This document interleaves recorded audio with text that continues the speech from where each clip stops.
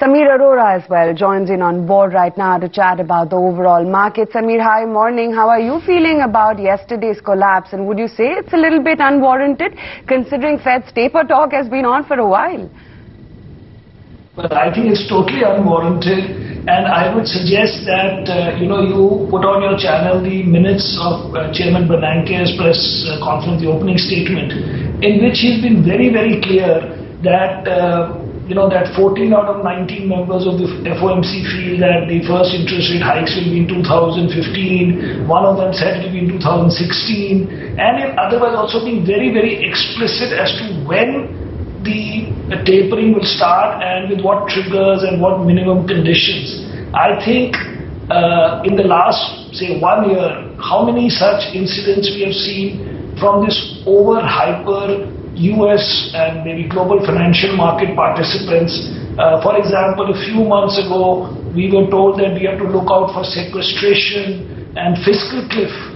And 6 months before that, every day we would come in the morning and watch what happened last night in Italian bond auctions and Spanish bond auctions. And before that the European Union will disintegrate and the euro will be thrown out. And all of these ignore the fact that in many sectors, and let us now reduce it to India or restrict it to India, that so many things have changed, and the currency has changed, that many companies may have been hurt, but on the other hand, many other companies will benefit and may have benefited already, but broadly over time will benefit strongly from a weaker currency.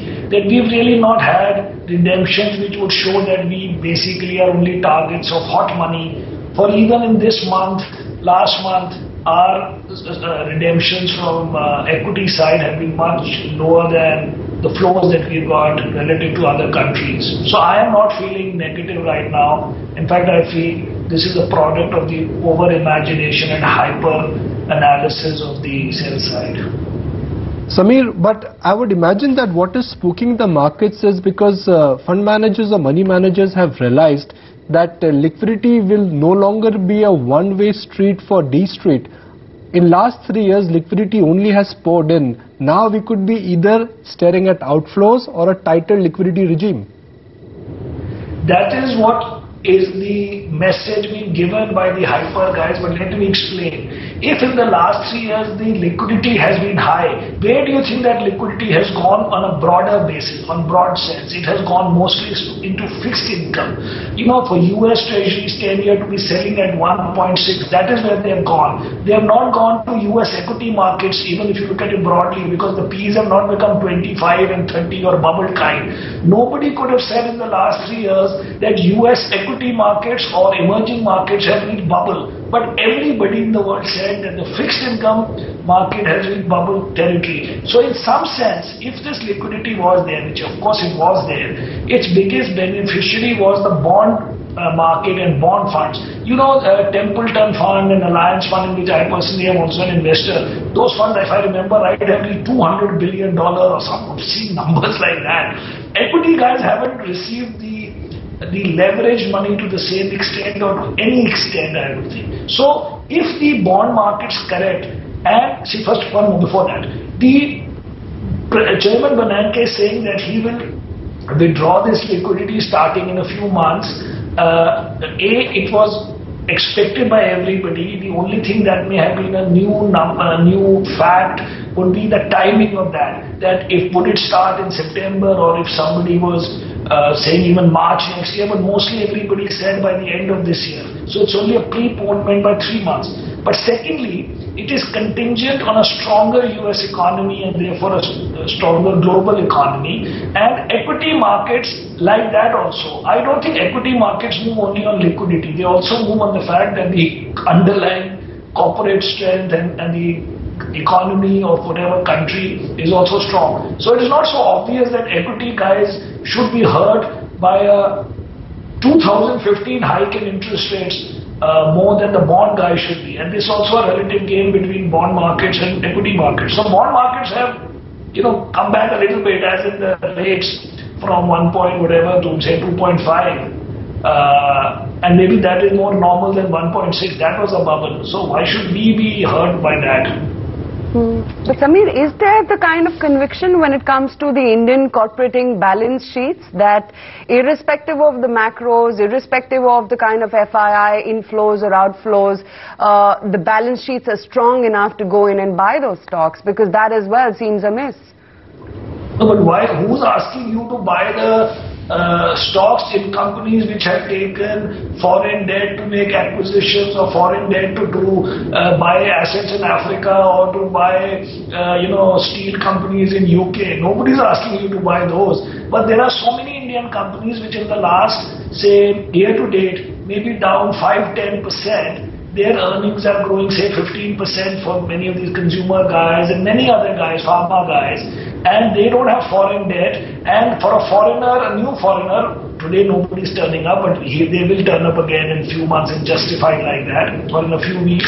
Then the currency is cheaper by 8-10%, and for them it's strengthened by 8-10% because they're beginning in dollars, and the underlying is down by 10%, so they are getting the same thing 15-20% cheaper. The point is that there are many companies in India. Let's look at simple ones, and I'm not trying to sell my book. HDFC. Not HDFC Bank, which everybody knows my big holding, and HDFC is also there. But it is down some 3-5% year to date. Broadly, we know that based on both macro and micro, that this industry is very good in India, and the stock market and the stocks are very good, and they compound their earnings at, say, 17-18% per annum for so many years, and they will still compound it at the same rate. So you are getting it about 10%, 12% cheaper from what it was year-end last year, and it was not an overpriced stock at the end of last year. There are so many like that. I just gave this example because it's the least controversial, and I know it won't blow up on me like Arshia did. But the point is, there are many such companies. But if you say, I want to buy a company with foreign debt and, hoping that government policies will change, okay, then you may still be disappointed, and you should be, and we may be short some of them ourselves. Even so, now. Sameer, you obviously don't like Bharti, right? No, I'm not about Bharti, but I'm saying, these massive movements in currencies, and whether they reflect in underlying, in P&L, or do they get capitalized. For many of these, it's too complicated for everybody, and in some cases even for us. So I'm not about Bharti. What I meant was, if you take the obvious symbols of people who raise foreign money and then say, but why should we buy them? So nobody's saying today buy those. I'm saying in general, there are enough companies. But the point is, see, who are we targeting in this conversation? We are targeting the Indian retail, I guess, more than a foreign investor.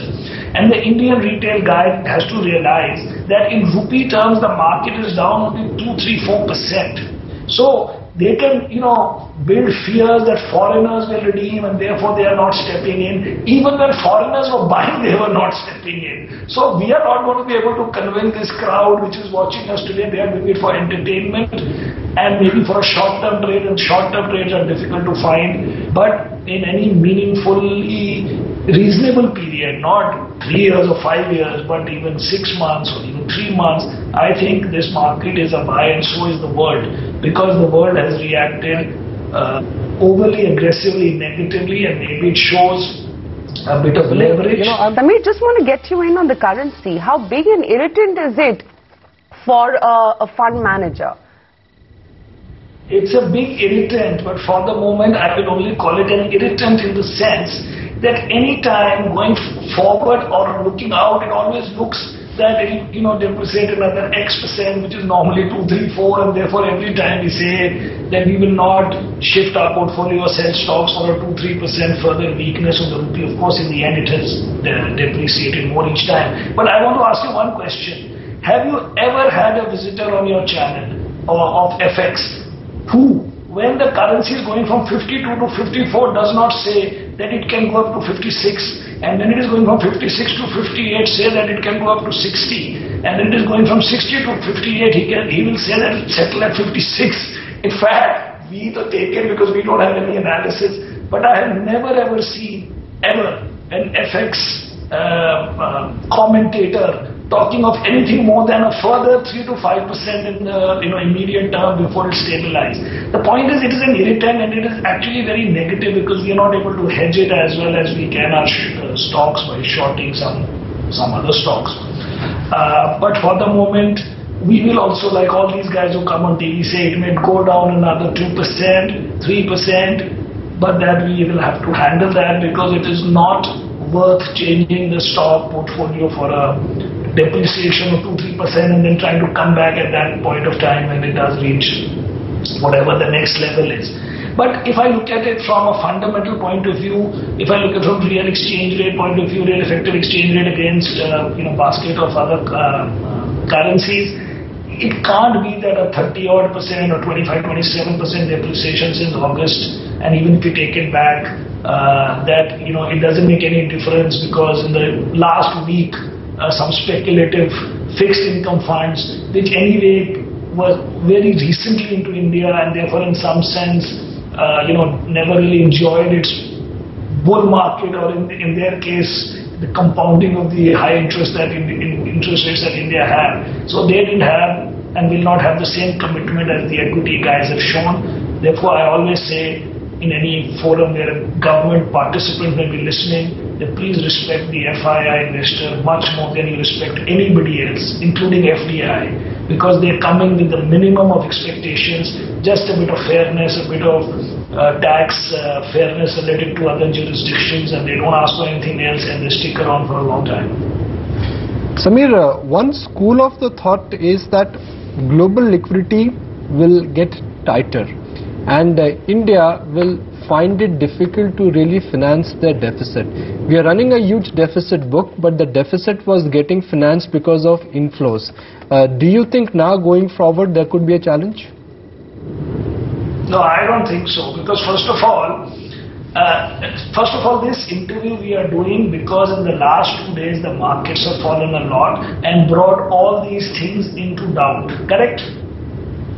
It's not, we are not talking from a base of zero in an absolute sense that whether we can finance current account deficit or not. We are only doing it in relation to the fact that in the last 2 days, US bond markets have had a hit on US treasuries and that the stock markets are down in response to Chairman Bernanke's statements and press conference. But I would say please read the press conference transcript, and it does not look that anything has changed other than a few months here or there. This whole world and the whole financing of current account deficit cannot change only because something has been preponed by 3-4 months. But separately, there are many things that India can still do. Of course, you may say, and we all say that gold prices have come down and therefore that will help the current account deficit. But then somebody will say that in the last 2 months, when first time the gold prices fell, Indians bought double and triple of what they would have wanted to buy, and that is because they were buying the first dip, just like everybody bought the first dip into the first 2-3 months of 2008 of the markets, and then they redeemed. We were getting inflows as late as May of 2008 from foreign investors who knew what the problems in the world were, and then from September they were having redemptions. So even a foreign institutional investor was not willing to buy the second dip. I don't see why the Indian public, discouraged by an 8 to 10% import duty, plus the fact that the gold that he bought last month by standing in queues and filling up the jewelry shops has already lost 8-10%. Why they will be standing today in front of Titan or anywhere to buy gold? I don't think. All these things can change. But the point is, we have funded it for the last whatever number of years, actually forever. And to say that one Bernanke statement is going to change that, it will not. It will remain tough, and we hope that the government of India will therefore today under pressure take more action than would have otherwise. We also have elections coming up, and if the currency is 60 and the unemployment is high and markets are down, that makes it even more difficult for even non-urban crowd to support the government. And therefore, this is a good time for the government to internally use the pressure of weak currency, weak markets, current account deficit, etc. to get whatever reforms they can force through their own system. Samir, do you see any reforms coming by anytime soon though? Well, first of all, I don't think there are any reforms. For example, if you today say we are opening insurance to 49, it may have some money flow from foreigner buying the Indian company out, but how is that a reform? It's not a reform, it is a way to get foreign money and also to show that the government is taking decisions in areas where it should not matter to anybody. Why should it matter to Ms. Mamata Banerjee whether Bajaj owns 74% or Allianz owns 49 out of that insurance company? Because neither Bajaj is investing in West Bengal and neither Allianz will invest in West Bengal. So the point is, some of these things are not reforms, they are ways to get foreign money and to get some confidence of the FDI investor because they like all these things. It's not that India will change if the foreigner had more insurance stake than the current mix of people. But we want some steps on blocked projects and some, things where some employment will be generated, some investment will be made, some capital good guys will get some business so that the economic activity continues. Reforms as in FDI in retail was a big reform for which the government laid down, basically put down its own existence on the line in terms of losing support of a few of these parties. But not $1 has come in. So these reforms are not going to change anything in the short term, but they are more to give confidence that government is taking decisions with a 3-year view and not with a 2-month view. Right. Samir, when rupee falls, the normal temptation is to go and buy IT, go and buy pharma. But do you think now it's also time to look at auto companies, capital goods stocks, maybe some other exporters, because companies like Bajaj Auto, Bharat Forge, just about every exporter will make money?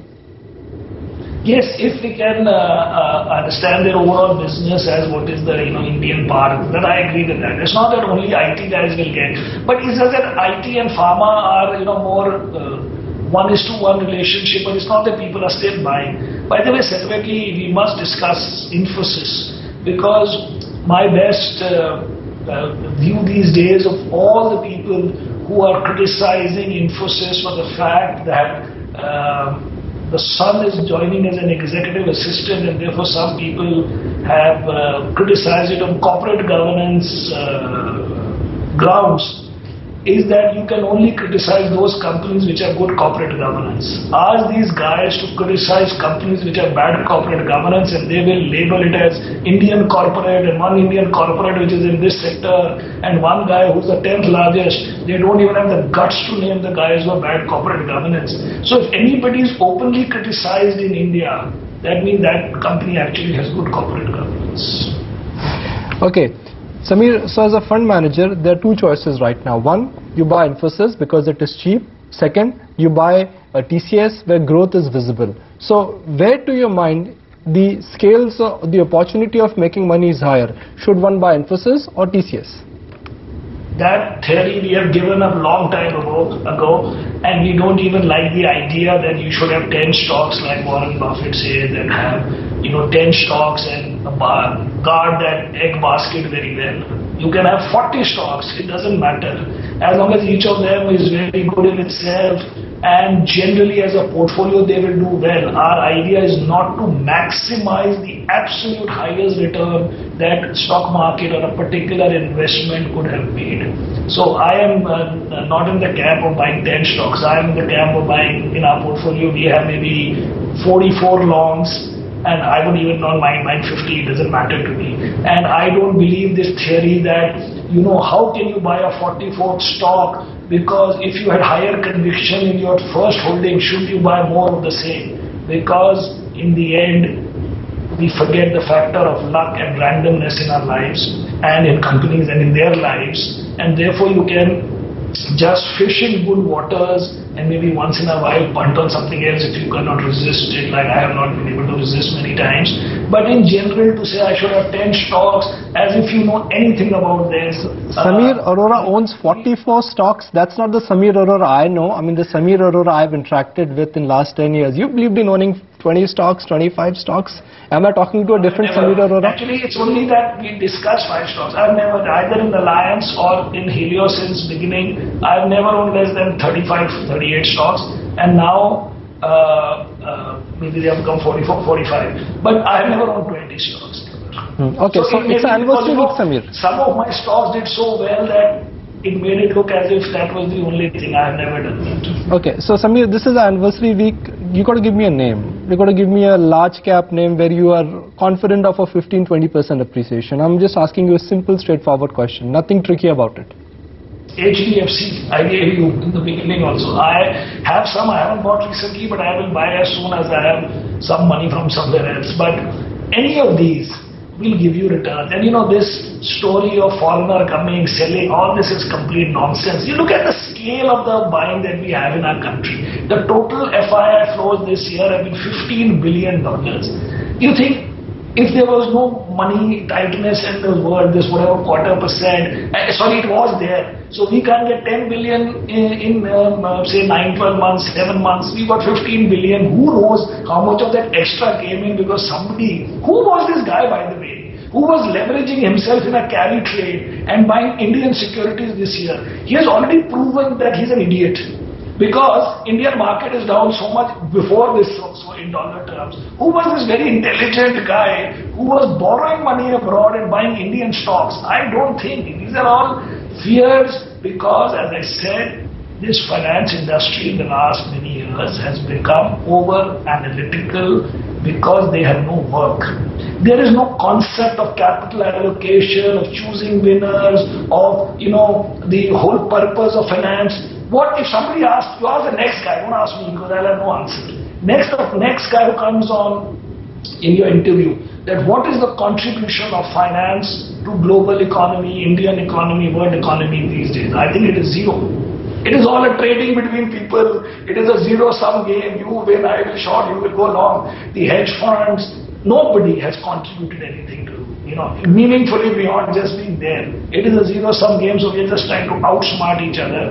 And I think real money has been made by not trying to outsmart each other, but trying to have views on what is a company, what is the meaning of a company. For example, now I can have in a separate forum with you an intellectual discussion that if you buy some stocks which I won't name right now, for me you are intellectually inferior.